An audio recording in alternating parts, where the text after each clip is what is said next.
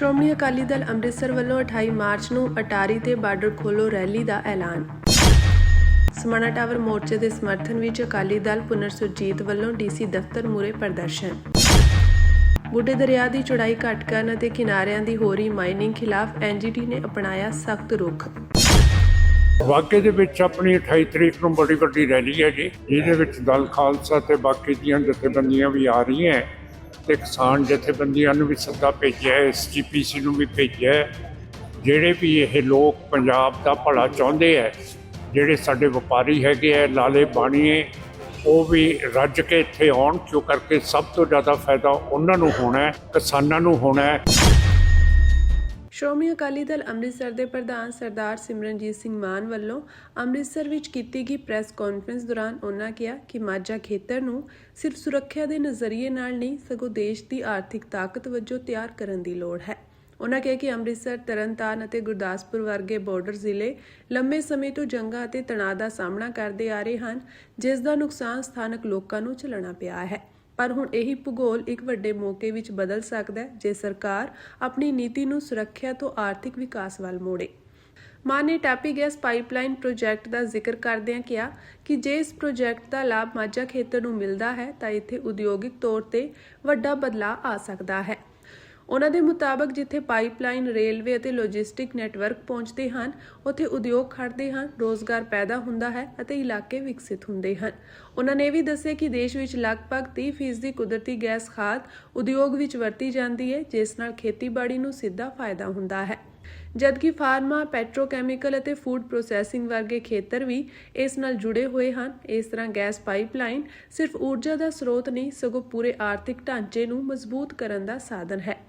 ਉਹਨਾਂ ਨੇ ਕਿਹਾ ਕਿ ਜਿੱਥੇ ਆਰਥਿਕ ਗਤੀਵਿਧੀਆਂ ਵਧਦੀਆਂ ਹਨ, ਉੱਥੇ ਸਥਿਰਤਾ ਹੁੰਦੀ ਹੈ ਅਤੇ ਟਕਰਾਅ ਦੀ ਸੰਭਾਵਨਾ। ਇਸ ਲਈ ਬਾਰਡਰ ਇਲਾਕਿਆਂ ਵਿੱਚ ਉਦਯੋਗਿਕ ਵਿਕਾਸ ਜੰਗ ਦੇ ਖਤਰੇ ਨੂੰ ਘਟਾਉਣ ਦਾ ਇੱਕ ਪ੍ਰਭਾਵਸ਼ਾਲੀ ਤਰੀਕਾ ਵੀ ਹੋ ਸਕਦਾ ਹੈ। ਇਸ ਮੌਕੇ ਉਹਨਾਂ ਨੇ ਐਲਾਨ ਕੀਤਾ ਕਿ 28 ਮਾਰਚ ਨੂੰ ਅਟਾਰੀ ਵਾਹਗਾ ਬਾਰਡਰ ਤੇ ਬਾਰਡਰ ਖੋਲ੍ਹੋ ਰੈਲੀ ਕੀਤੀ ਜਾਵੇਗੀ, ਜਿਸ ਦਾ ਮੁੱਖ ਉਦੇਸ਼ ਭਾਰਤ-ਪਾਕਿਸਤਾਨ ਵਪਾਰ ਨੂੰ ਦੁਬਾਰਾ ਸ਼ੁਰੂ ਕਰਵਾਉਣ ਅਤੇ ਪੰਜਾਬ ਦੇ ਲੋਕਾਂ ਲਈ ਆਰਥਿਕ ਮੌਕੇ ਪੈਦਾ ਕਰਨ ਦੀ ਮੰਗ ਨੂੰ ਉਠਾਉਣਾ ਹੈ। ਉਹਨਾਂ ਨੇ ਕਿਸਾਨਾਂ, ਵਪਾਰੀਆਂ ਅਤੇ ਨੌਜਵਾਨਾਂ ਨੂੰ ਇਸ ਰੈਲੀ ਵਿੱਚ ਵੱਡੀ ਗਿਣਤੀ ਵਿੱਚ ਸ਼ਾਮਿਲ ਹੋਣ ਦੀ ਅਪੀਲ ਕਰਦਿਆਂ ਕਿਹਾ ਕਿ ਇਹ ਪੰਜਾਬ ਦੇ ਭਵਿੱਖ ਨਾਲ ਜੁੜਿਆ ਇੱਕ ਅਹਿਮ ਮੁੱਦਾ ਹੈ। ਵਾਗੇ ਦੇ ਵਿੱਚ ਆਪਣੀ 28 ਤਰੀਕ ਨੂੰ ਬੜੀ ਵੱਡੀ ਰੈਲੀ ਹੈ ਜੀ, ਜਿਹਦੇ ਵਿੱਚ ਦਲ ਖਾਲਸਾ ਤੇ ਬਾਕੀ ਦੀਆਂ ਜਥੇਬੰਦੀਆਂ ਵੀ ਆ ਰਹੀਆਂ ਹੈ ਤੇ ਕਿਸਾਨ ਜਥੇਬੰਦੀਆਂ ਨੂੰ ਵੀ ਸੱਦਾ ਭੇਜਿਆ ਹੈ, SGPC ਨੂੰ ਵੀ ਭੇਜਿਆ ਹੈ। ਜਿਹੜੇ ਵੀ ਇਹ ਲੋਕ ਪੰਜਾਬ ਦਾ ਭਲਾ ਚਾਹੁੰਦੇ ਹੈ, ਜਿਹੜੇ ਸਾਡੇ ਵਪਾਰੀ ਹੈਗੇ ਹੈ, ਲਾਲੇ ਬਾਣੀਏ, ਉਹ ਵੀ ਰੱਜ ਕੇ ਇੱਥੇ ਆਉਣ, ਕਿਉਂ ਕਰਕੇ ਸਭ ਤੋਂ ਜ਼ਿਆਦਾ ਫਾਇਦਾ ਉਹਨਾਂ ਨੂੰ ਹੋਣਾ ਹੈ, ਕਿਸਾਨਾਂ ਨੂੰ ਹੋਣਾ ਹੈ ਤੇ ਪੰਜਾਬ ਨੂੰ ਹੋਣਾ ਹੈ। ਤੇ ਸਭ ਤੋਂ ਵੱਧ ਇੰਡੀਆ ਨੂੰ ਫਾਇਦਾ ਹੋਊਗਾ ਜੇ ਬਾਰਡਰ ਖੁੱਲ੍ਹ ਜੇ ਤੇ ਇੱਥੇ ਅਮਨ ਪੈਦਾ ਰਹੇ, ਜਿਹਦੇ ਨਾਲ ਟ੍ਰੇਡ ਵਧੇ, ਜੰਮੂ ਕਸ਼ਮੀਰ ਨੂੰ ਵੀ ਫਾਇਦਾ ਹੋਊਗਾ, ਹਿਮਾਚਲ ਨੂੰ ਵੀ ਫਾਇਦਾ ਹੋਊਗਾ। ਇਹ ਸਾਰੇ ਨਾਲ ਲੱਗਦੇ ਸੂਬੇ ਹਰੇ ਭਰੇ ਹੋ ਜਾਣਗੇ ਤੇ ਫਿਰ ਉਹਦੇ ਤਾਂ ਫਾਇਦਾ ਜੀ ਜੇ ਜੰਗ ਦੇ ਦੌਰਾਨ ਇਹ ਖੁੱਲ੍ਹ ਜਾਵੇ। ਤੇ ਜਿਵੇਂ ਅਸੀਂ ਪਰਚਾ ਦਿੱਤਾ ਕਿ ਤੁਰਕਮੇਨਿਸਤਾਨ ਤੋਂ ਪਾਈਪਲਾਈਨ ਖਤਮ ਹੋ ਗਈ ਹੈ, ਅਫਗਾਨਿਸਤਾਨ ਤੱਕ ਆ ਗਈ ਹੈ, ਪਾਕਿਸਤਾਨ ਦੇ ਵਿੱਚ ਆਊਗੀ, ਉਹਨਾਂ ਨੂੰ ਕਿਰਾਇਆ ਮਿਲੂਗਾ ਪਾਕਿਸਤਾਨ ਨੂੰ। ਜੇ ਇਹ ਪਾਈਪਲਾਈਨ ਫਾਜ਼ਿਲਕਾ ਆ ਗਈ ਤਾਂ ਮੇਰਾ ਮਤਲਬ ਹੈ ਬਹੁਤ ਫਾਇਦਾ ਪੰਜਾਬ ਨੂੰ ਹੋਣਾ ਹੈ, ਜਿਵੇਂ ਗੁਜਰਾਤ ਨੂੰ ਹੋ ਰਿਹਾ ਹੈ। ਇਸੇ ਤਰ੍ਹਾਂ ਇੱਥੇ ਸਟੀਲ ਦੀ ਇੰਡਸਟਰੀ, ਫਾਰਮਾਸਿਊਟੀਕਲਸ ਦੀ ਇੰਡਸਟਰੀ, ਪਲਾਸਟਿਕ ਦੀ ਇੰਡਸਟਰੀਆਂ ਬਹੁਤ ਵੱਧ ਜਾਣਗੀਆਂ ਤੇ ਬਟਾਲੇ ਦੇ ਵਿੱਚ ਜਿਹੜੀ ਇਹ ਇੰਡਸਟਰੀ ਮਰ ਚੁੱਕੀ ਹੈ ਉਹ ਸੁਰਜੀਤ ਹੋਊਗੀ। ਹੁਣ ਜਿਹੜੇ ਬਟਾਲੇ ਦੇ ਵਿੱਚ ਮਸ਼ੀਨਰੀ ਪੈਦਾ ਹੁੰਦੀ ਸੀਗੀ, ਉਹ ਸਿੱਧੀ ਬਾਰਡਰ ਟੱਪ ਕੇ ਪਾਕਿਸਤਾਨ ਚਲੀ ਜਾਂਦੀ ਸੀ। ਹੁਣ ਉਹ ਪਹਿਲਾਂ ਗੁਜਰਾਤ ਜਾਂਦੀ ਹੈ, ਫਿਰ ਕਰਾਚੀ ਜਾਂਦੀ ਹੈ, ਫਿਰ ਬਟਾਲੇ ਦੇ ਬਾਰਡਰ ਦੇ ਦੂਜੇ ਪਾਸੇ ਪਹੁੰਚ ਜਾਂਦੀ ਹੈ। ਇਹ ਜਿਹੜਾ ਕਮਲ ਹੈਗਾ ਇਹ ਖਤਮ ਹੋ ਜਾਊਗਾ ਤੇ ਸ਼ਾਂਤੀ ਤੇ ਅਮਨ ਇੱਥੇ ਪੈਦਾ ਹੋਊਗਾ। ਬਾਰਡਰ ਖੋਲ੍ਹਣ ਨਾਲ ਆਰਥਿਕ ਵਾਧਾ ਹੋਏਗਾ ਲੋਕਾਂ ਦਾ ਬਹੁਤ ਜ਼ਿਆਦਾ ਜੀ। ਇਹ ਮੇਰਾ ਮਤਲਬ ਕਣਕ ਦੂਣੇ ਭਾਅ ਵਿਕੂਗੀ, ਕਰਜ਼ੇ ਕਿਸਾਨਾਂ ਦੇ ਖਤਮ ਹੋ ਜਾਣਗੇ, ਬੇਰੁਜ਼ਗਾਰੀ ਖਤਮ ਹੋ ਜੂਗੀ। ਜਿਹੜੇ ਇਹ ਦਵਾਈਆਂ ਵੇਚਦੇ ਹੈ ਇਹਨਾਂ ਨੂੰ ਕੰਮ ਮਿਲ ਜੂਗਾ। ਸਾਰਿਆਂ ਦੀ ਬੇਰੁਜ਼ਗਾਰੀ ਦਾ ਵੀ ਮਸਲਾ ਇਹਦੇ ਵਿੱਚ ਹੈਗਾ ਜੇ ਬਾਰਡਰ ਸਾਡਾ ਖੁੱਲ੍ਹ ਜਾਵੇ। ਜਿਨ੍ਹਾਂ ਨੇ ਗੁਰੂ ਗ੍ਰੰਥ ਸਾਹਿਬ ਦੀਆਂ ਬੇਅਦਬੀਆਂ ਕੀਤੀਆਂ, ਜਿਹੜੇ ਤੁਹਾਡੇ ਕਾਨੂੰਨ ਪਹਿਲਾਂ ਬਣੇ ਹੋਏ ਆ, ਤੁਸੀਂ ਉਹਨਾਂ ਦੇ ਤਹਿਤ ਉਹਨਾਂ ਨੂੰ ਕਿਉਂ ਨਹੀਂ ਟੰਗਿਆ ਅਜੇ ਤੱਕ? ਕਿਵੇਂ ਉਹ ਸੌਦਾ ਸਾਧ ਦੰਦਣਾਉਂਦਾ ਫਿਰਦਾ ਹੈ ਭਾਰਤ ਦੀਆਂ, ਪੰਜਾਬ ਦੀਆਂ ਗਲੀਆਂ ਦੇ ਵਿੱਚ? ਜਿਹੜਾ ਮੁੱਖ ਦੋਸ਼ੀ ਹੈ ਧੰਨ ਗੁਰੂ ਗ੍ਰੰਥ ਸਾਹਿਬ ਦੀ ਬੇਅਦਬੀ ਦਾ, ਔਰ ਤੁਹਾਡੀ ਸਰਕਾਰ ਨੇ 4 ਜੁਲਾਈ 2020 ਨੂੰ ਉਹਦੇ ਤੇ ਦੋਸ਼ ਆਇਦ ਕੀਤੇ ਨੇ, ਤੇ ਤੁਸੀਂ ਕਿਉਂ ਨਹੀਂ ਉਹਨੂੰ ਅਜੇ ਤੱਕ ਫੜਿਆ? ਸਰਬ ਧਰਮ ਗ੍ਰੰਥ ਬੇਅਦਬੀ ਰੋਕੂ ਕਾਨੂੰਨ ਦੀ ਮੰਗ ਨੂੰ ਲੈ ਕੇ ਭਾਈ ਗੁਰਜੀਤ ਸਿੰਘ ਖਾਲਸਾ ਵੱਲੋਂ ਕਈ ਮਹੀਨਿਆਂ ਤੋਂ ਟਾਵਰ ਤੇ ਲਾਏ ਮੋਰਚੇ ਦੇ ਸਮਰਥਨ ਵਿੱਚ ਅੱਜ ਸ਼੍ਰੋਮਣੀ ਅਕਾਲੀ ਦਲ ਪੁਨਰ ਸੁਰਜੀਤ ਵੱਲੋਂ ਸਾਬਕਾ ਮੰਤਰੀ ਸੁਰਜੀਤ ਸਿੰਘ ਰੱਖੜਾ ਦੀ ਅਗਵਾਈ ਹੇਠ ਇੱਥੇ ਡੀਸੀ ਦਫ਼ਤਰ ਦੇ ਸਾਹਮਣੇ ਧਰਨਾ ਦਿੱਤਾ ਗਿਆ। ਇਸ ਮੌਕੇ ਇਕੱਠ ਨੂੰ ਸੰਬੋਧਨ ਕਰਦਿਆਂ ਅਕਾਲੀ ਦਲ ਪੁਨਰ ਸੁਰਜੀਤ ਦੇ ਪ੍ਰਧਾਨ ਗਿਆਨੀ ਹਰਪ੍ਰੀਤ ਸਿੰਘ ਨੇ ਸੂਬੇ ਅੰਦਰ ਧਰਮ ਗ੍ਰੰਥਾਂ ਦੀਆਂ ਬੇਅਦਬੀਆਂ ਸੰਬੰਧੀ ਵਾਪਰ ਰਹੀਆਂ ਘਟਨਾਵਾਂ ਤੇ ਗਹਿਰੀ ਚਿੰਤਾ ਪ੍ਰਗਟ ਕਰਦਿਆਂ ਇਹਨਾਂ ਦੀ ਰੋਕਥਾਮ ਲਈ ਸਰਕਾਰੀ ਪੱਧਰ ਤੇ ਢੁਕਵੇਂ ਕਦਮ ਨਾ ਚੁੱਕੇ ਜਾਣ ਤੇ ਅਫਸੋਸ ਜਤਾਇਆ। ਸ਼੍ਰੀ ਗੁਰੂ ਗ੍ਰੰਥ ਸਾਹਿਬ ਜੀ ਦੀ ਸਰਵਉੱਚਤਾ ਬਰਕਰਾਰ ਰੱਖਣ ਤੇ ਜ਼ੋਰ ਦਿੰਦਿਆਂ ਉਹਨਾਂ ਗੁਰੂ ਗ੍ਰੰਥ ਸਾਹਿਬ ਜੀ ਦੀ ਬੇਅਦਬੀ ਕਰਨ ਵਾਲਿਆਂ ਲਈ ਮੌਤ ਦੀ ਸਜ਼ਾ ਦੇ ਕਾਨੂੰਨ ਦੀ ਵਿਵਸਥਾ ਕਰਨ ਦੀ ਮੰਗ ਵੀ ਕੀਤੀ। ਧਰਨੇ ਦੇ ਮੁੱਖ ਪ੍ਰਬੰਧਕ ਸੁਰਜੀਤ ਸਿੰਘ ਰੱਖੜਾ ਨੇ ਆਪਣੇ ਸੰਬੋਧਨ ਵਿੱਚ ਕਿਹਾ ਕਿ ਚੋਣਾਂ ਤੋਂ ਪਹਿਲਾਂ ਬੇਅਦਬੀ ਮਾਮਲਿਆਂ ਸੰਬੰਧੀ ਸਖਤ ਕਾਰਵਾਈ ਯਕੀਨੀ ਬਣਾਉਣ ਦੇ ਵਾਅਦੇ ਕਰਨ ਵਾਲੀ ਆਮ ਆਦਮੀ ਪਾਰਟੀ ਦੀ ਸਰਕਾਰ ਵੀ ਆਪਣੇ 4 ਸਾਲਾਂ ਦੇ ਕਾਰਜਕਾਲ ਦੌਰਾਨ ਅਜਿਹਾ ਕਰਨ ਵਿੱਚ ਨਾਕਾਮ ਰਹੀ ਹੈ। ਉਨ੍ਹਾਂ ਕਿਹਾ ਕਿ ਪਿਛਲੇ ਦਿਨੀ ਮੁਕੰਮਲ ਹੋਏ ਇਸ ਸਰਕਾਰ ਦੇ ਆਖਰੀ ਬਜਟ ਸੈਸ਼ਨ ਦੌਰਾਨ ਵੀ ਇਸ ਸੰਵੇਦਨਸ਼ੀਲ ਮਾਮਲੇ ਤੇ ਸਰਕਾਰ ਨੇ ਉੱਕਾ ਹੀ ਕੋਈ ਟਿੱਪਣੀ ਨਹੀਂ ਕੀਤੀ। ਅਜਿਹੇ ਕਾਨੂੰਨ ਦੀ ਮੰਗ ਨੂੰ ਲੈ ਕੇ ਕਈ ਮਹੀਨਿਆਂ ਤੋਂ ਟਾਵਰ ਤੇ ਮੋਰਚਾ ਲਾ ਕੇ ਬੈਠੇ ਭਾਈ ਗੁਰਜੀਤ ਸਿੰਘ ਖਾਲਸਾ ਦੇ ਸਿਦਕ ਨੂੰ ਸਿਜਦਾ ਕਰਦਿਆਂ ਰੱਖੜਾ ਨੇ ਉਹਨਾਂ ਦੀ ਚੜ੍ਹਦੀ ਕਲਾ ਦੀ ਕਾਮਨਾ ਵੀ ਕੀਤੀ। ਇਸ ਮੌਕੇ ਗੁਰਜੀਤ ਸਿੰਘ ਖਾਲਸਾ ਦੇ ਮਾਤਾ ਬੀਬੀ ਪਰਮਜੀਤ ਕੌਰ ਨੇ ਵੀ ਧਰਨੇ ਨੂੰ ਸੰਬੋਧਨ ਕੀਤਾ। ਅਸੀਂ ਗੁਰੂ ਗ੍ਰੰਥ ਸਾਹਿਬ ਸੱਚੇ ਪਾਤਸ਼ਾਹ ਦੀ ਪਾਵਨ ਬਾਣੀ ਦੀ ਸਰਵਉੱਚਤਾ ਨੂੰ ਵੀ ਅਸੀਂ ਕਿਸੇ ਕੀਮਤ ਦੇ ਉੱਤੇ ਖਤਮ ਨਹੀਂ ਹੋਣ ਦੇਵਾਂਗੇ, ਕਿਉਂਕਿ ਧੰਨ ਗੁਰੂ ਗ੍ਰੰਥ ਸਾਹਿਬ ਸੱਚੇ ਪਾਤਸ਼ਾਹ ਦੇ ਬਰਾਬਰ ਸਿੱਖ ਦੀ ਨਜ਼ਰ 'ਚ ਕੋਈ ਨਹੀਂ ਹੈ।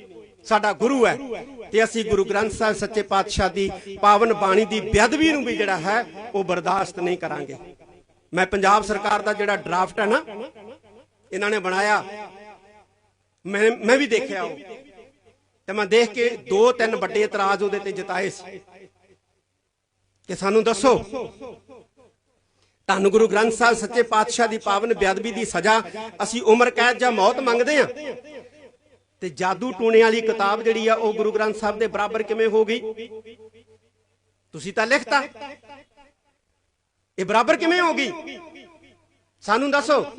ਦੂਜੀ ਗੱਲ ਜਿਹੜੀ ਮੈਂ ਇਹਨਾਂ ਨੂੰ ਕਹੀ ਸੀ, ਮੈਂ ਕਿਹਾ ਤੁਸੀਂ ਲਿਖਤਾ ਧਾਰਮਿਕ ਚਿੰਨ੍ਹਾਂ ਦੀ ਬੇਅਦਬੀ, ਧਾਰਮਿਕ ਚਿੰਨ੍ਹਾਂ ਨੂੰ ਤੁਸੀਂ ਡਿਫਾਈਨ ਕਿਵੇਂ ਕਰੋਗੇ? ਪ੍ਰਭਾਸ਼ਿਤ ਕਿਵੇਂ ਕਰੋਗੇ ਧਾਰਮਿਕ ਚਿੰਨ੍ਹਾਂ ਨੂੰ? ਕਿਸੇ ਦੀ ਪੱਗ ਦੇ ਵਿੱਚ, ਕਮਲੇ ਰਮਲੇ ਦੀ ਪੱਗ ਦੇ ਵਿੱਚ ਮੋਰ ਦਾ ਖੰਭ ਟੰਗਿਆ, ਉਹਦੇ ਲਈ ਉਹ ਵੀ ਧਾਰਮਿਕ ਚਿੰਨ੍ਹ? ਤੁਸੀਂ ਕਿਵੇਂ ਡਿਫਾਈਨ ਕਰੋਗੇ? ਇਹ ਨਹੀਂ ਆ ਠੀਕ। ਸਾਨੂੰ ਧੰਨ ਗੁਰੂ ਗ੍ਰੰਥ ਕਾਨੂੰਨ ਵੀ ਚਾਹੀਦਾ ਤੇ ਸਾਨੂੰ ਧੰਨ ਗੁਰੂ ਗ੍ਰੰਥ ਸਾਹਿਬ ਸੱਚੇ ਪਾਤਸ਼ਾਹ ਦੀ ਸਰਵਉੱਚਤਾ ਵੀ ਚਾਹੀਦੀ ਹੈ। ਦੋਵੇਂ ਗੱਲਾਂ ਚਾਹੀਦੀਆਂ ਨੇ। ਕਹਿੰਦੇ ਜੀ ਫਿਰ ਕਿਵੇਂ ਹੋ ਸਕਦਾ? ਮੈਂ ਕਿਹਾ ਤੁਸੀਂ ਦੇਖੋ, ਭਾਰਤ ਦਾ ਸੰਵਿਧਾਨ ਨਹੀਂ ਆਗਿਆ ਦਿੰਦਾ। ਮੈਂ ਕਿਹਾ ਤੁਸੀਂ ਦੇਖੋ, ਪਰ ਅਸੀਂ ਸ੍ਰੀ ਗੁਰੂ ਗ੍ਰੰਥ ਸਾਹਿਬ ਸੱਚੇ ਪਾਤਸ਼ਾਹ ਦੀ ਸਰਵਉੱਚਤਾ ਨਾਲ ਵੀ ਸਮਝੌਤਾ ਨਹੀਂ ਕਰਨਾ, ਔਰ ਅਸੀਂ ਧੰਨ ਗੁਰੂ ਗ੍ਰੰਥ ਸਾਹਿਬ ਸੱਚੇ ਪਾਤਸ਼ਾਹ ਦੀ ਬੇਅਦਬੀ ਕਰਨ ਵਾਲਿਆਂ ਲਈ ਸਖਤ ਸਜ਼ਾ ਦੀ ਮੰਗ ਵੀ ਕਰਦੇ ਹਾਂ। ਕਿਉਂ? ਕਿਉਂਕਿ ਸਾਡੇ ਲਈ ਧੰਨ ਗੁਰੂ ਗ੍ਰੰਥ ਸਾਹਿਬ ਸੱਚੇ ਪਾਤਸ਼ਾਹ ਕਿਤਾਬ ਨਹੀਂ ਹੈ, ਇਹ ਗੁਰੂ ਹੈ ਸਾਡਾ ਜਿਉਂਦਾ ਜਾਗਦਾ ਗੁਰੂ। ਜਿਵੇਂ ਸਾਡੇ ਟੌੜਾ ਸਾਹਿਬ ਨੇ ਕਿਹਾ ਕਿ ਅੱਜ ਤਾਂ ਅਸੀਂ ਪਟਿਆਲੇ ਆਏ ਹਾਂ, ਚੰਡੀਗੜ੍ਹ ਵੀ ਜਾਵਾਂਗੇ। ਬਿਲਕੁਲ ਜਾਵਾਂਗੇ ਟੌੜਾ ਸਾਹਿਬ, ਬਿਲਕੁਲ ਜਾਵਾਂਗੇ। ਅਗਲਾ ਸਾਡਾ ਇਕੱਠ ਜਿਹੜਾ ਹੈ ਉਹ ਚੰਡੀਗੜ੍ਹ ਦੇ ਵਿੱਚ ਮੁੱਖ ਮੰਤਰੀ ਦੀ ਕੋਠੀ ਹੋਊਗਾ ਕਿ ਜਿਨ੍ਹਾਂ ਨੇ ਗੁਰੂ ਗ੍ਰੰਥ ਸਾਹਿਬ ਦੀਆਂ ਬੇਅਦਬੀਆਂ ਕੀਤੀਆਂ, ਜਿਹੜੇ ਤੁਹਾਡੇ ਕਾਨੂੰਨ ਪਹਿਲਾਂ ਬਣੇ ਹੋਏ ਆ, ਤੁਸੀਂ ਉਹਨਾਂ ਦੇ ਤਹਿਤ ਉਹਨਾਂ ਨੂੰ ਕਿਉਂ ਨਹੀਂ ਟੰਗਿਆ ਅਜੇ ਤੱਕ? ਕਿਵੇਂ ਉਹ ਸੌਦਾ ਸਾਧ ਦੰਦਣਾਉਂਦਾ ਫਿਰਦਾ ਹੈ ਭਾਰਤ ਦੀਆਂ, ਪੰਜਾਬ ਦੀਆਂ ਗਲੀਆਂ ਦੇ ਵਿੱਚ? ਜਿਹੜਾ ਮੁੱਖ ਦੋਸ਼ੀ ਹੈ ਧੰਨ ਗੁਰੂ ਗ੍ਰੰਥ ਸਾਹਿਬ ਦੀ ਬੇਅਦਬੀ ਦਾ, ਔਰ ਤੁਹਾਡੀ ਸਰਕਾਰ ਨੇ 4 ਜੁਲਾਈ 2020 ਨੂੰ ਉਹਦੇ ਤੇ ਦੋਸ਼ ਆਇਦ ਕੀਤੇ ਨੇ, ਤੇ ਤੁਸੀਂ ਕਿਉਂ ਨਹੀਂ ਉਹਨੂੰ ਅਜੇ ਤੱਕ ਫੜਿਆ? ਕਿਉਂ ਨਹੀਂ ਗੁਰੂ ਗ੍ਰੰਥ ਸਾਹਿਬ ਸੱਚੇ ਪਾਤਸ਼ਾਹ ਦੀ ਬਾਣੀ ਦੇ ਬੇਅਦਬੀ ਦੇ ਦੋਸ਼ ਦੇ ਵਿੱਚ ਉਹਨੂੰ ਪੰਜਾਬ ਦੇ ਵਿੱਚ ਲਿਆ ਕੇ ਉਹਦੀ ਪੁੱਛਗਿੱਛ ਕੀਤੀ? ਕਿਵੇਂ ਉਹ ਖੁੱਲਾ ਫਿਰਦਾ ਹੈ? ਅਸੀਂ ਮੁੱਖ ਮੰਤਰੀ ਦੀ ਕੋਠੀ ਅੱਗੇ ਜਾ ਕੇ ਇਹ 2 ਸਵਾਲ ਜਿਹੜੇ ਆ ਸਰਕਾਰ ਨੂੰ ਕਰਾਂਗੇ ਕਿ ਗੁਰੂ ਗ੍ਰੰਥ ਸਾਹਿਬ ਸੱਚੇ ਪਾਤਸ਼ਾਹ ਦੀ ਬੇਅਦਬੀ ਦਾ ਦੋਸ਼ੀ ਕਿਵੇਂ ਘੁੰਮਦਾ ਫਿਰਦਾ ਹੈ, ਤੇ ਮੌੜ ਬੰਬ ਧਮਾਕੇ ਦੇ ਵਿੱਚ 5 ਬੱਚਿਆਂ ਦਾ ਕਾਤਲ ਜਿਹੜਾ ਹੈ ਉਹ ਕਿਉਂ ਨਹੀਂ ਫੜਿਆ ਤੁਸੀਂ ਅਜੇ ਤੱਕ? ਇਹ ਅਸੀਂ ਸਰਕਾਰ ਨੂੰ ਸਵਾਲ ਕਰਨ ਵਾਸਤੇ ਜਲਦੀ ਹੀ ਪ੍ਰੋਗਰਾਮ ਬਣਾ ਕੇ ਮੁੱਖ ਮੰਤਰੀ ਦੀ ਕੋਠੀ ਅੱਗੇ ਵੀ ਇਸ ਤਰ੍ਹਾਂ ਦਾ ਪ੍ਰੋਗਰਾਮ ਕਰਾਂਗੇ। ਤੁਸੀਂ ਸਾਡਾ ਸਹਿਯੋਗ ਦਿਓ। ਤੁਹਾਡਾ ਬਹੁਤ ਬਹੁਤ ਧੰਨਵਾਦ। ਔਰ ਉਹ ਜਿਹੜਾ ਵੀਰ ਸਮਾਣੇ ਦੇ ਵਿੱਚ ਬੈਠਾ ਹੈ ਉਹਦੇ ਸਿਦਕ ਨੂੰ ਸਲਾਮ, ਉਹਦੇ ਸਿਰੜ ਨੂੰ ਸਲਾਮ, ਕਿਉਂਕਿ ਉਹ ਚਾਹੁੰਦਾ ਹੈ ਕਿ ਗੁਰੂ ਗ੍ਰੰਥ ਸਾਹਿਬ ਸੱਚੇ ਪਾਤਸ਼ਾਹ ਦੀ ਪਾਵਨ ਬਾਣੀ ਦੀ ਬੇਅਦਬੀ ਜਿਹੜੀ ਹੈ ਉਹ ਰੁਕੇ। ਕੱਲਾ ਉਹ ਨਹੀਂ ਚਾਹੁੰਦਾ, ਸਮੁੱਚੀ ਦੁਨੀਆ ਦੇ ਵਿੱਚ ਬੈਠਾ ਸਿੱਖ ਚਾਹੁੰਦਾ ਹੈ, ਸਮੁੱਚੀ ਦੁਨੀਆ ਦੇ ਵਿੱਚ ਬੈਠਾ ਜਿਹੜਾ ਹੈ ਉਹ ਮਾਨਵਵਾਦੀ ਚਾਹੁੰਦਾ ਹੈ, ਚਾਹੇ ਉਹ ਹਿੰਦੂ ਹੈ ਚਾਹੇ ਮੁਸਲਮਾਨ ਹੈ। ਹਰ ਕੋਈ ਚਾਹੁੰਦਾ ਹੈ ਕਿ ਪਾਵਨ ਪਵਿੱਤਰ ਧਾਰਮਿਕ ਸਥਾਨ, ਪਾਵਨ ਪਵਿੱਤਰ ਧਾਰਮਿਕ ਗ੍ਰੰਥ ਦੀ ਬੇਅਦਬੀ ਜਿਹੜੀ ਹੈ ਉਹ ਨਹੀਂ ਹੋਣੀ ਚਾਹੀਦੀ। ਮੰਦ ਭਾਵਨਾ ਦੇ ਨਾਲ ਕੀਤੀ ਬੇਅਦਬੀ ਜਿਹੜੀ ਹੈ ਇਹ ਮੁਲਕਾਂ ਦੇ ਟੁਕੜੇ ਕਰ ਦਿੰਦੀ ਹੈ। ਇਹਨੂੰ ਬਚਾਉਣ ਦੀ ਵੱਡੀ ਜ਼ਰੂਰਤ ਹੈ। ਬੁੱਢੇ ਦਰਿਆ ਦੀ ਚੌੜਾਈ ਘੱਟ ਕਰਨ ਅਤੇ ਇਸ ਦੇ ਕਿਨਾਰਿਆਂ ਤੇ ਹੋ ਰਹੇ ਨਾਜਾਇਜ਼ ਕਬਜ਼ਿਆਂ ਦੇ ਗੰਭੀਰ ਮਾਮਲੇ ਵਿੱਚ ਨੈਸ਼ਨਲ ਗ੍ਰੀਨ ਟ੍ਰਿਬਿਊਨਲ ਨੇ ਸਖਤ ਰੁਖ ਅਪਣਾਇਆ ਹੈ। ਐਨਜੀਟੀ ਨੇ ਲੁਧਿਆਣਾ ਦੇ ਜ਼ਿਲ੍ਹਾ ਮੈਜਿਸਟ੍ਰੇਟ ਕਮ ਡਿਪਟੀ ਕਮਿਸ਼ਨਰ ਨੂੰ ਹੁਕਮ ਦਿੱਤਾ ਹੈ ਕਿ ਉਹ ਦਰਿਆ ਦਾ ਮੂਲ ਮਾਲ ਰਿਕਾਰਡ ਅਤੇ ਨਕਸ਼ਾ ਪੇਸ਼ ਕਰਨ, ਜਿਸ ਵਿੱਚ ਵੱਖ-ਵੱਖ ਥਾਵਾਂ ਤੇ ਇਸ ਦੀ ਅਸਲ ਚੌੜਾਈ ਦਾ ਸਪਸ਼ਟ ਜ਼ਿਕਰ ਹੋਵੇ। ਇਸ ਦੇ ਨਾਲ ਹੀ ਅਦਾਲਤ ਨੇ ਸਪਸ਼ਟ ਕੀਤਾ ਕਿ ਦਰਿਆ ਦੇ ਵਹਾਅ ਖੇਤਰ ਜਾਂ ਬਫਰ ਜ਼ੋਨ ਵਿੱਚ ਕਿਸੇ ਵੀ ਤਰ੍ਹਾਂ ਦੀ ਨਜਾਇਜ਼ ਉਸਾਰੀ ਜਾਂ ਕਬਜ਼ਾ ਨਾ ਹੋਣ ਦਿੱਤਾ ਜਾਵੇ। ਇਸ ਮਾਮਲੇ ਵਿੱਚ ਪਟੀਸ਼ਨਰ ਇੰਜੀਨੀਅਰ ਕਪਿਲ ਅਰੋੜਾ ਅਤੇ ਕੁਲਦੀਪ ਸਿੰਘ ਖਹਿਰਾ ਨੇ ਟ੍ਰਿਬਿਊਨਲ ਨੂੰ ਦੱਸਿਆ ਕਿ ਡੀਸੀ ਲੁਧਿਆਣਾ ਦੀ ਪ੍ਰਧਾਨਗੀ ਵਾਲੀ ਸਾਂਝੀ ਕਮੇਟੀ ਦੀ ਰਿਪੋਰਟ ਵਿੱਚ ਜ਼ਮੀਨੀ ਹਕੀਕਤ ਨੂੰ ਛੁਪਾਇਆ ਗਿਆ ਹੈ। ਇਹ ਦੋਸ਼ ਲਗਾਇਆ ਗਿਆ ਕਿ ਰਿਪੋਰਟ ਤਿਆਰ ਕਰਦੇ ਸਮੇਂ ਮਾਲ ਵਿਭਾਗ ਦੀ ਯੋਜਨਾ ਅਤੇ ਮੌਕੇ ਦੀ ਪੈਮਾਇਸ਼ ਨੂੰ ਨਜ਼ਰਅੰਦਾਜ਼ ਕਰਕੇ ਕੇਵਲ ਨਗਰ ਨਿਗਮ ਦੇ ਦਾਅਵਿਆਂ ਤੇ ਭਰੋਸਾ ਕੀਤਾ ਗਿਆ। ਅਦਾਲਤ ਵਿੱਚ ਪੇਸ਼ ਕੀਤੀਆਂ ਤਸਵੀਰਾਂ ਦੇਖਣ ਤੋਂ ਬਾਅਦ ਟ੍ਰਿਬਿਊਨਲ ਨੇ ਦਰਿਆ ਦੇ ਅੰਦਰ ਬਣਾਈ ਜਾ ਰਹੀ ਰਿਟੇਨਿੰਗ ਵਾਲ ਤੇ ਡੀਸੀ ਤੋਂ ਜਵਾਬ ਮੰਗਿਆ ਹੈ, ਜਿਸ ਲਈ ਪ੍ਰਸ਼ਾਸਨ ਨੇ ਸਮੇਂ ਦੀ ਮੰਗ ਕੀਤੀ ਹੈ। ਪਬਲਿਕ ਐਕਸ਼ਨ ਕਮੇਟੀ ਦੇ ਡਾਕਟਰ ਅਮਨਦੀਪ ਸਿੰਘ ਬੈਂਸ ਅਤੇ ਗੁਰਪ੍ਰੀਤ ਸਿੰਘ ਨੇ ਪੱਖ ਰੱਖਦਿਆਂ ਕਿਹਾ ਕਿ ਕੁਦਰਤੀ ਜਲ ਸਰੋਤ ਦੇ ਕਿਨਾਰਿਆਂ ਨੂੰ ਕੰਕਰੀਟ ਦਾ ਬਣਾਉਣਾ ਵਾਤਾਵਰਣ ਲਈ ਘਾਤਕ ਹੈ। 27 ਫਰਵਰੀ ਨੂੰ ਕੀਤੀ ਗਈ ਪੈਮਾਇਸ਼ ਵਿੱਚ ਸਾਹਮਣੇ ਆਇਆ ਕਿ ਕਈ ਥਾਵਾਂ ਤੇ ਦਰਿਆ ਦੀ ਚੌੜਾਈ ਨੂੰ ਕਾਫੀ ਘੱਟ ਕਰ ਦਿੱਤਾ ਗਿਆ ਹੈ।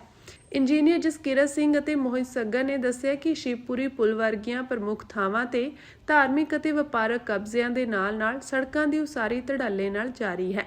ਪੀਐਸਸੀ ਮੈਂਬਰਾਂ ਦੀਆਂ ਦਲੀਲਾਂ ਸੁਣਨ ਤੋਂ ਬਾਅਦ ਐਨਜੀਟੀ ਨੇ ਜ਼ਿਲ੍ਹਾ ਪ੍ਰਸ਼ਾਸਨ ਨੂੰ ਫਟਕਾਰ ਲਗਾਉਂਦਿਆਂ ਨਿਰਦੇਸ਼ ਦਿੱਤੇ ਕਿ ਬਫਰ ਜ਼ੋਨ ਵਿੱਚ ਕੋਈ ਵੀ ਨਿਰਮਾਣ ਨਾ ਹੋਣਾ ਯਕੀਨੀ ਬਣਾਇਆ ਜਾਵੇ। ਇਸ ਮਾਮਲੇ ਦੀ ਅਗਲੀ ਸੁਣਵਾਈ 20 ਅਪ੍ਰੈਲ ਨੂੰ ਹੋਵੇਗੀ। ਜਦੋਂ ਮੇਰੀ ਗੱਡੀ ਨੂੰ ਮੁੜੀ ਤੇ ਉਹਨੇ ਦੋਵੇਂ ਗੱਡੀਆਂ ਮੇਰੇ ਪਿੱਛੇ ਲਾ ਦਿੱਤੀਆਂ। ਇੰਨੀ ਸਪੀਡ ਵਿੱਚ ਗੱਡੀਆਂ ਸਨ, ਉਹ ਤਾਂ ਕਿ ਸੀ ਮੈਂ ਕਿੱਥੇ ਸੁਈਆਂ ਇਲਾਕਾ ਆਵੇ ਤੇ ਪ੍ਰਧਾਨ ਨੂੰ ਘੇਰ ਕੇ ਤੈਨੂੰ ਖਤਮ ਕੀਤਾ ਜਾਂ ਇਹਨੂੰ ਗੋਲੀ ਮਾਰੀ ਜਾ ਸਕੇ। ਬੜਾ ਵੱਡਾ ਡਰਾਮਾ ਜਗਦੀਸ਼ ਸਿੰਘ ਝਿੰਡਾ ਵੱਲੋਂ ਕੀਤਾ ਜਾ ਰਿਹਾ ਹੈ। ਆਪਣੀਆਂ ਗਲਤੀਆਂ ਗੁਨਾਹਾਂ ਨੂੰ ਛੁਪਾਉਣ ਵਾਸਤੇ ਤੇ ਸਰਕਾਰ ਤੋਂ ਸਿਕਿਉਰਿਟੀ ਲੈਣ ਵਾਸਤੇ ਇੱਕ ਡਰਾਮਾ ਕੀਤਾ ਜਾ ਰਿਹਾ ਹੈ। ਹਰਿਆਣਾ ਗੁਰਦੁਆਰਾ ਪ੍ਰਬੰਧਕ ਕਮੇਟੀ ਦੇ ਪ੍ਰਧਾਨ ਜਗਦੀਸ਼ ਸਿੰਘ ਝਿੰਡਾ ਅਤੇ ਸਾਬਕਾ ਪ੍ਰਧਾਨ ਬਲਜੀਤ ਸਿੰਘ ਦਾਦੂਵਾਲ ਵਿਚਕਾਰ ਸਬ ਡਿਵੀਜ਼ਨ ਪਾਤੜਾਂ ਦੇ ਪਿੰਡ ਸ਼ੇਰਗੜ੍ਹ ਵਿੱਚ ਸ਼ਰਧਾਂਜਲੀ ਸਮਾਗਮ ਦੌਰਾਨ ਤਲਖੀ ਮਗਰੋਂ ਪੁਲਿਸ ਨੇ ਝਿੰਡਾ ਦੇ ਬਿਆਨਾਂ ਤੇ ਦਾਦੂਵਾਲ ਅਤੇ ਉਹਨਾਂ ਦੇ ਸਮਰਥਕਾਂ ਖਿਲਾਫ ਕੇਸ ਦਰਜ ਕਰ ਲਿਆ ਹੈ। ਜਗਦੀਸ਼ ਸਿੰਘ ਝਿੰਡਾ ਤੇ ਸਮਰਥਕਾਂ ਨੇ ਕੈਥਲ ਦੇ ਗੁਰਦੁਆਰਾ ਨੀਮ ਸਾਹਿਬ ਵਿੱਚ ਮੀਟਿੰਗ ਕਰਨ ਉਪਰੰਤ ਕੱਲ੍ਹ ਦੇਰ ਸ਼ਾਮ ਪੁਲਿਸ ਚੌਂਕੀ ਗੁਲਜ਼ਾਰਪੁਰਾ ਠਰੂਆ ਪਹੁੰਚ ਕੇ ਦਰਖਾਸਤ ਦੇ ਕੇ ਕਾਰਵਾਈ ਦੀ ਮੰਗ ਕੀਤੀ ਸੀ। ਡੀਐਸਪੀ ਪਾਤੜਾ ਇੰਦਰਪਾਲ ਸਿੰਘ ਚੌਹਾਨ ਨੇ ਦੱਸਿਆ ਕਿ ਪਿੰਡ ਸ਼ੇਰਗੜ੍ਹ ਵਿੱਚ ਆਪ ਆਗੂ ਜਸਵਿੰਦਰ ਸਿੰਘ ਦੇ ਮਾਤਾ ਦੇ ਭੋਗ ਸਮਾਰੋਹ ਦੌਰਾਨ ਬਲਜੀਤ ਸਿੰਘ ਦਾਦੂਵਾਲ ਅਤੇ ਜਗਦੀਸ਼ ਸਿੰਘ ਝਿੰਡਾ ਵਿਚਕਾਰ ਤਲਖੀ ਪੈਦਾ ਹੋ ਗਈ ਸੀ। ਇਸ ਸੰਬੰਧੀ ਝਿੰਡਾ ਵੱਲੋਂ ਦਿੱਤੀ ਗਈ ਦਰਖਾਸਤ ਦੇ ਆਧਾਰ ਤੇ ਬਲਜੀਤ ਸਿੰਘ ਦਾਦੂਵਾਲ ਅਤੇ ਉਹਨਾਂ ਦੇ 7-8 ਅਣਪਛਾਤੇ ਸਮਰਥਕਾਂ ਵਿਰੁੱਧ ਥਾਣਾ ਪਾਤੜਾ ਵਿੱਚ ਕੇਸ ਦਰਜ ਕੀਤਾ ਗਿਆ ਹੈ। ਡੀਐਸਪੀ ਨੇ ਤੇਜਿੰਦਰ ਸਿੰਘ ਤੇਜੀ ਵੱਲੋਂ ਝਿੰਡਾ ਖਿਲਾਫ ਦਿੱਤੀ ਦਰਖਾਸਤ ਦੀ ਪੁਸ਼ਟੀ ਕੀਤੀ ਹੈ। ਦੂਜੇ ਪਾਸੇ ਹਰਿਆਣਾ ਗੁਰਦੁਆਰਾ ਪ੍ਰਬੰਧਕ ਕਮੇਟੀ ਦੇ ਪ੍ਰਧਾਨ ਜਗਦੀਸ਼ ਸਿੰਘ ਝਿੰਡਾ ਨੇ ਦੋਸ਼ ਲਗਾਇਆ ਕਿ ਸਮਾਗਮ ਤੋਂ ਬਾਅਦ ਜਦੋਂ ਵਾਪਸ ਹਰਿਆਣਾ ਵੱਲ ਜਾ ਰਹੇ ਸਨ ਤਾਂ ਰਾਹ ਵਿੱਚ ਦਾਦੂਵਾਲ ਵੱਲੋਂ ਰੈਕੀ ਕਰਵਾ ਕੇ ਹਮਲੇ ਦੀ ਯੋਜਨਾ ਬਣਾਈ ਗਈ ਅਤੇ ਦਾਦੂਵਾਲ ਨੇ ਆਪਣੇ ਅੰਗ ਰੱਖਿਅਕ ਨੂੰ ਉਹਨਾਂ ਤੇ ਗੋਲੀ ਚਲਾਉਣ ਲਈ ਉਕਸਾਇਆ, ਪਰ ਉਹਨਾਂ ਦੇ ਸੁਰੱਖਿਆ ਗਾਰਡ ਨੇ ਅੱਗੇ ਆ ਕੇ ਉਹਨਾਂ ਦੀ ਜਾਨ ਬਚਾਈ ਹੈ। ਦੱਸਦੇ ਕਿ ਜਗਦੀਸ਼ ਸਿੰਘ ਝਿੰਡਾ ਨੇ ਗੁਰਦੁਆਰਾ ਨਿੰਮ ਸਾਹਿਬ ਵਿੱਚ ਸੰਗਤ ਨਾਲ ਮੀਟਿੰਗ ਕਰਦਿਆਂ ਕਿਹਾ ਸੀ ਕਿ ਉਹਨਾਂ ਦੀ ਜਾਨ ਨੂੰ ਖਤਰਾ ਹੈ। ਉਹਨਾਂ ਤੇ ਹੋਣ ਵਾਲੇ ਕਿਸੇ ਵੀ ਹਮਲੇ ਲਈ ਸਾਬਕਾ ਪ੍ਰਧਾਨ ਦਾਦੂਵਾਲ ਜ਼ਿੰਮੇਵਾਰ ਹੋਣਗੇ। ਉਹ ਜਲਦੀ ਹੀ ਪਟਿਆਲਾ ਦੇ ਪੁਲਿਸ ਸੁਪਰਡੈਂਟ ਨਾਲ ਮਿਲ ਕੇ ਹਮਲੇ ਦੀ ਸ਼ਿਕਾਇਤ ਕਰਨਗੇ ਕਿਉਂਕਿ ਇਹ ਮਾਮਲਾ ਪੰਜਾਬ ਸਰਹੱਦ ਨਾਲ ਸੰਬੰਧਿਤ ਹੈ। ਝਿੰਡਾ ਦਾ ਦੋਸ਼ ਹੈ ਕਿ ਉਹਨਾਂ ਵਿਰੁੱਧ ਲਗਾਤਾਰ ਸਾਜ਼ਿਸ਼ਾਂ ਰਚੀਆਂ ਜਾ ਰਹੀਆਂ ਹਨ। ਕੱਲ ਸਾਡਾ ਹੀ ਇੱਕ ਮੈਨੇਜਰ ਸੀ ਪਰਮਜੀਤ ਸਿੰਘ, ਉਹਨਾਂ ਦੀ ਭੂਆ ਜੀ ਦਾ ਭੋਗ ਸੀ ਸ਼ੇਰਗੜ੍ਹ ਪੰਜਾਬ ਦੇ ਵਿੱਚ ਥਾਣਾ ਸ਼ੁਤਰਾਣਾ। ਉੱਥੇ ਭੋਗ ਵਿੱਚ ਜਦੋਂ ਆਏ ਸਾਂ ਤੇ ਜਿਹੜਾ ਬਲਜੀਤ ਸਿੰਘ ਦਾਦੂਵਾਲ ਜਿਹੜਾ ਸਾਡਾ ਹਰਿਆ ਹੋਇਆ ਸੰਗਤ ਦਾ ਮੈਂਬਰ ਹੈ, ਉਹਨੂੰ ਕਾਪੀ ਕੀਤਾ ਹੋਇਆ ਸੀ, ਉਹਨੇ ਆਪਣੀ ਸਪੀਚ ਸ਼ੁਰੂ ਕੀਤੀ ਤੇ ਸਪੀਚ ਦੇ ਵਿੱਚ ਉਹ ਸਿੱਧਾ ਸਮਾਂ ਅਟੈਕ ਮੇਰੇ ਤੇ ਕਰਨ ਲੱਗ ਪਿਆ ਵੀ ਹਰਿਆਣਾ ਕਮੇਟੀ ਦੇ ਵਿੱਚ ਸੈਕਟਰੀਆਂ ਨੂੰ ਮੈਨੇਜਰ ਲਾਇਆ ਜਾ ਰਿਹਾ, ਮੈਨੇਜਰ ਨੂੰ ਸੈਕਟਰੀ ਲਾਇਆ ਜਾ ਰਿਹਾ।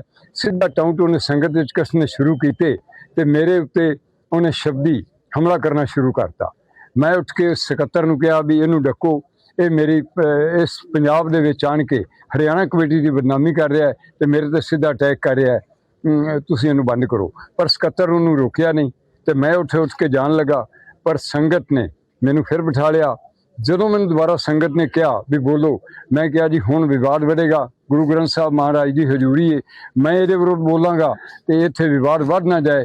ਮੈਂ ਉੱਥੇ ਬਿਲਕੁਲ ਸ਼ਾਂਤ ਰਿਹਾ, ਸਪੀਚ ਨਹੀਂ ਕੀਤੀ ਅਤੇ ਨਾ ਹੀ ਮੈਂ ਸ਼ਰਧਾਂਜਲੀ ਭੇਟ ਕੀਤੀ। ਉਸ ਤੋਂ ਬਾਅਦ ਜਿਵੇਂ ਹੀ 3 ਵਜੇ ਲੰਗਰ ਖਾਣ ਤੋਂ ਬਾਅਦ ਮੈਂ ਕੈਥਲ ਆਪਣੇ ਕੁਰੂਕਸ਼ੇਤਰ ਵਾਸਤੇ ਕੈਥਲ ਰੋਡ ਤੇ ਚੜ੍ਹਿਆ ਸ਼ੇਰਗੜ੍ਹ ਤੋਂ। ਉਹਨੇ ਪਹਿਲਾਂ ਹੀ ਆਪਣੀ ਪਲਾਨਿੰਗ ਦੇ ਅਨੁਸਾਰ 2 ਗੱਡੀਆਂ ਆਪਣੀਆਂ ਸੜਕ ਤੇ ਖੜੀਆਂ ਕੀਤੀਆਂ ਹੋਈਆਂ ਸਨ, ਜਿਨ੍ਹਾਂ ਦਾ ਮੂੰਹ ਇੱਕ ਪਾਸੇ ਖਨੌਰੀ ਵਾਲੇ ਦੇ ਸੀ ਤੇ ਇੱਕ ਪਾਸੇ ਕੈਥਲ ਵਾਲੇ ਦੀ ਸੀ ਵੀ ਜਿਹੜੇ ਪਾਸੇ ਵੀ ਜਾਏਗਾ ਆਪਾਂ ਇਹਦੀ ਰੈਕਿੰਗ ਕਰਨੀ ਹੈ। ਉਹ ਜਦੋਂ ਹੀ ਮੇਰੀ ਗੱਡੀ ਨੂੰ ਮੁੜੀ ਤੇ ਉਹਨੇ ਦੋਵੇਂ ਗੱਡੀਆਂ ਮੇਰੇ ਪਿੱਛੇ ਲਾ ਦਿੱਤੀਆਂ। ਉਹ ਇੰਨੀ ਸਪੀਡ ਵਿੱਚ ਗੱਡੀਆਂ ਸਨ, ਉਹ ਤਾਂ ਕਿ ਸੀ ਵੀ ਕਿੱਥੇ ਸੁੰਝਾ ਇਲਾਕਾ ਆਵੇ ਤੇ ਪ੍ਰਧਾਨ ਨੂੰ ਘੇਰ ਕੇ ਤੈਨੂੰ ਖਤਮ ਕੀਤਾ ਜਾਏ, ਇਹਨੂੰ ਗੋਲੀ ਮਾਰੀ ਜਾ ਸਕੇ। 3 ਕਿਲੋਮੀਟਰ ਆਉਣ ਤੇ ਜਿੱਥੇ ਕੋਈ ਡੇਰਾ ਨਹੀਂ ਸੀ ਨੇੜੇ, ਕੋਈ ਪਬਲਿਕ ਪਲੇਸ ਨਹੀਂ ਸੀ ਨੇੜੇ, ਉੱਥੇ ਆਣ ਕੇ ਉਹਨੇ ਗੱਡੀਆਂ ਆਪਣੀ ਅੱਗੇ ਲਾ ਕੇ ਤੇ ਉਹਦੇ ਜਿਹੜੇ ਗਨਮੈਨ ਸਨ ਉਹਨਾਂ ਕੋਲ ਰਿਵਾਲਵਰ ਸਨ। ਹੁਣ ਮੈਨੂੰ ਪਤਾ ਨਹੀਂ ਉਹ ਰਿਵਾਲਵਰ ਉਹਦੇ ਨਜਾਇਜ਼ ਨੇ ਜਾਂ ਅਸਲੀ ਰਿਵਾਲਵਰ ਸਨ। ਉਹਨਾਂ ਰਿਵਾਲਵਰ ਤਾਣ ਕੇ ਮੇਰੇ ਤੇ ਫਾਇਰਿੰਗ ਕਰਨ ਲੱਗੇ ਤੇ ਇੰਨੇ ਚਿਰ ਨੂੰ ਮੇਰਾ ਜਿਹੜਾ ਗਨਮੈਨ ਸੀ ਸਰਕਾਰੀ, ਉਹਨਾਂ ਦੇ ਅੱਗੇ ਆਣ ਕੇ ਖੜਾ ਹੋ ਗਿਆ, ਉਹਦੇ ਨਾਲ ਹੱਥੋਂ ਪਾਈ ਹੋ ਗਏ ਤੇ ਇੰਨੇ ਚਿਰ ਨੂੰ ਦਾਦੂਵਾਲ ਆਪਣੀ ਗੱਡੀ 'ਚ ਉਤਰ ਕੇ ਉਹਨਾਂ ਕੋਲੋਂ ਪਿਸਤੌਲ ਖੋਹ ਕੇ ਤੇ ਮੇਰੀ ਖਿੜਕੀ ਖੋਲ ਕੇ ਮੈਨੂੰ ਗੋਲੀ ਮਾਰਨ ਲੱਗਾ। ਪਰ ਮੇਰੇ ਡਰਾਈਵਰ ਨੇ ਉੱਥੇ ਬੜੀ ਫੁਰਤੀ ਵਿਖਾਈ, ਉਹਨੇ ਇੱਕਦਮ ਕਲੱਚ ਗੱਡੀ ਦਾ ਛੱਡ ਕੇ ਰੇਸ ਦਿੱਤੀ ਤੇ ਗੱਡੀ ਦਾ ਇੰਨਾ ਜ਼ਿਆਦਾ ਝਟਕਾ ਵੱਜਾ ਕਿ ਉਹ ਜਿਹੜਾ ਹੈਂਡਲ ਸੀ ਉਹ ਵੀ ਗੱਡੀ ਦਾ ਪੁੱਟਿਆ ਗਿਆ। ਜੇ ਉਹ ਹੈਂਡਲ ਨਾ ਪਲੀਂਦਾ, ਖਿੜਕੀ ਖੁੱਲ ਜਾਂਦੀ ਤੇ ਮੈਨੂੰ ਤੇ ਉਹਨੇ ਪਲਾਨਿੰਗ ਦੇ ਤੌਰ ਤੇ ਆਪਣਾ ਖਤਮ ਕਰ ਦਿੱਤਾ ਸੀ। ਉਹ ਉੱਥੇ ਵੀ ਨਹੀਂ ਰੁਕਿਆ। ਜਦੋਂ ਸਾਡਾ ਡਰਾਈਵਰ ਆਪਣੀ ਚਲਾਕੀ ਦੇ ਨਾਲ ਗੱਡੀਆਂ ਭਜਾ ਰਿਹਾ ਸੀ ਤੇ ਉਹਨੇ 8 ਕਿਲੋਮੀਟਰ ਫਿਰ ਸਾਡੀ ਗੱਡੀਆਂ ਦੇ ਪਿੱਛੇ ਆਪਣੀਆਂ ਗੱਡੀਆਂ ਲਾ ਕੇ ਰੈਕਿੰਗ ਕੀਤੀ ਤੇ ਰੈਕਿੰਗ ਕਰਨ ਤੋਂ ਬਾਅਦ ਜਦੋਂ ਉਹਨੇ ਸਮਝਿਆ ਵੀ ਹੁਣ ਇਹ ਗੱਡੀ ਇਹਨਾਂ ਦੀ ਅੱਗੇ ਨਿਕਲ ਚਾ ਜੇ, ਨੇੜੇ ਹੀ ਸੰਗਤਪੁਰੇ ਚੌਂਕੀ ਸੀ, ਉਹ ਚੌਂਕੀ ਤੋਂ ਡਰ ਦੇ ਮਾਰੇ ਆਪਣੀਆਂ ਗੱਡੀਆਂ ਉਹਨੇ ਪਿਛਾਂ ਨੂੰ ਮੋੜੀਆਂ ਤੇ ਪਿਛਾਂ ਗੱਡੀਆਂ ਮੋੜ ਕੇ ਮੇਰੇ ਜਿਹੜਾ ਨਾਲ ਸਿਕਿਉਰਿਟੀ ਗਾਰਡ ਤੇ ਦੂਜੀ ਗੱਡੀ ਸੀ ਸਿਕਿਉਰਿਟੀ ਵਾਲੀ, ਉਹਨਾਂ ਨੂੰ ਸ਼ਰੇਆਮ ਵਾਰਨਿੰਗ ਦੇ ਕੇ ਗਿਆ ਵੀ ਅੱਜ ਤਾਂ ਇਹ ਬਚ ਕੇ ਨਿਕਲ ਗਿਆ, ਮੈਨੂੰ ਛੱਡਣਾ ਨਹੀਂ, ਮੈਨੂੰ ਮਾਰਨਾ ਹੀ ਮਾਰਨਾ ਹੈ, ਪਰ ਤੁਸੀਂ ਵਿੱਚ ਨਾ ਆਵੋ। ਦੂਜੇ ਪਾਸੇ ਬਲਜੀਤ ਸਿੰਘ ਦਾਦੂਵਾਲ ਨੇ ਝਿੰਡਾ ਵੱਲੋਂ ਲਗਾਏ ਗਏ ਦੋਸ਼ਾਂ ਨੂੰ ਨਕਾਰ ਦਿੱਤਾ ਹੈ। ਉਹਨਾਂ ਕਿਹਾ ਕਿ ਉਹ ਸ਼ਰਧਾਂਜਲੀ ਸਮਾਰੋਹ ਨੂੰ ਸੰਬੋਧਨ ਕਰ ਰਹੇ ਸਨ।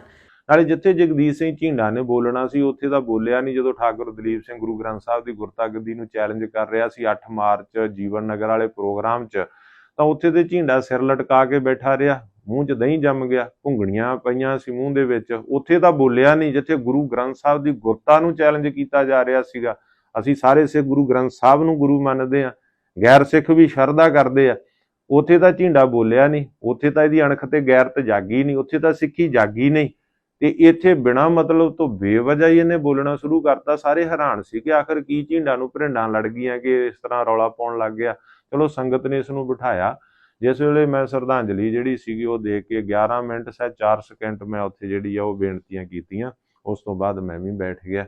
ਸਾਰੇ ਜਿਹੜਾ ਸੀਗਾ ਇਹਨੂੰ ਝੀਂਡਾ ਨੂੰ ਬੋਲਣ ਨੂੰ ਕਿਹਾ, ਇਹ ਨਹੀਂ ਬੋਲਿਆ ਬਾਅਦ ਵਿੱਚ ਕਿ ਮੈਂ ਨਹੀਂ ਬੋਲਣਾ। ਉਹਨਾਂ ਨੇ ਹਲਕਾ ਵਿਧਾਇਕ ਨੂੰ ਸਮਾਂ ਦੇ ਦਿੱਤਾ। ਹਲਕਾ ਵਿਧਾਇਕ ਨੇ ਸ਼ਰਧਾਂਜਲੀ ਭੇਟ ਕੀਤੀ ਤੇ ਉਹਨੇ ਇਹਨੂੰ ਲਾਹਨਤ ਵੀ ਪਾਈ ਕਿ ਅਸੀਂ ਤਾਂ ਤੁਹਾਡੇ ਤੋਂ ਸਿੱਖਣਾ ਤੇ ਤੂੰ ਗੁਰੂ ਗ੍ਰੰਥ ਸਾਹਿਬ ਦੀ ਹਜ਼ੂਰੀ 'ਚ ਇਸ ਤਰ੍ਹਾਂ ਕੁਛ ਕਰ ਰਿਹਾ। ਉਹ ਸਾਰੀਆਂ ਸੰਗਤਾਂ ਮੀਡੀਆ 'ਚ ਵੇਖ ਸਕਦੀਆਂ ਨੇ। ਇੱਕ ਚੈਨਲ ਨੇ ਵੀ ਉਹ ਸਾਰਾ ਕੀਤਾ। ਮੇਰੇ ਸਿੰਘਾਂ ਨੇ ਤੇ ਇਹਦੇ ਵੱਲ ਨੂੰ ਕੈਮਰਾ ਹੀ ਨਹੀਂ ਕੀਤਾ। ਜਿਹੜਾ ਮੇਰੇ ਪੇਜ ਦੇ ਉੱਤੇ ਸਿਰਫ ਮੇਰੇ ਵੱਲ ਨੂੰ ਸਿਰਫ ਇਹਦਾ ਰੌਲਾ ਸੁਣ ਰਿਹਾ, ਪਰ ਜਿਹੜਾ ਇੱਕ ਟੀਵੀ ਚੈਨਲ ਸੀ ਉੱਥੇ ਉਹਨੇ ਇਹਦੇ ਵੱਲ ਨੂੰ ਸਾਰਾ ਉਹ ਤੁਸੀਂ ਦੇਖ ਸਕਦੇ ਕਿ ਝੀਂਡਾ ਕਿਵੇਂ ਭੜਕ ਰਿਹਾ ਬਿਨਾਂ ਗੱਲ ਤੋਂ, ਬਿਨਾਂ ਮਤਲਬ ਤੋਂ, ਜਦੋਂ ਕਿ ਕੁਝ ਵੀ ਉੱਥੇ ਇਹੋ ਜਿਹਾ ਨਹੀਂ ਕਿਹਾ ਗਿਆ।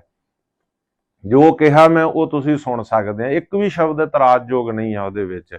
ਮੈਂ ਉਹ ਪਰਿਵਾਰ ਦੀ ਗੱਲ ਕੀਤੀ, ਆਪਣੇ ਸਕੱਤਰ ਦੀ ਗੱਲ ਕੀਤੀ ਕਿ ਇਹਦੀਆਂ ਬੜੀਆਂ ਸ਼ਾਨਦਾਰ ਸੇਵਾਵਾਂ ਨੇ, ਬੇਦਾਗ ਹੈ।